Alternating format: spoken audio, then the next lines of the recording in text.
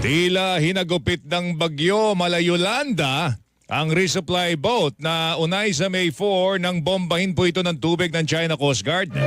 Sa video na eksklusibong ibinahagi po sa GMA Integrated News, makikita ang ilang sundalo. Nga Lord! 10 sundalo pong nasaktan kung saan 3 sa kanila ay nagtamo ng matinding sugat sa mata at sa ulo. Nung binugbugahan na kanya-kanya kaming cover, saka na lang namin alam may sugat nung nandun na kami, naka-cover na kami. Nabaklas na kasi lahat yung ano namin yung sa bridge. Kaya hindi na talaga kami makaiwas. Tinig po ng isa sa mga sundalo na nasugatan sa isang oras na pag-water cannon. Nawasak po ang bubong at dingding ng resupply boat. Nabasag po ang salamin ng bridge at nasira din po yung kanilang radio communications equipment.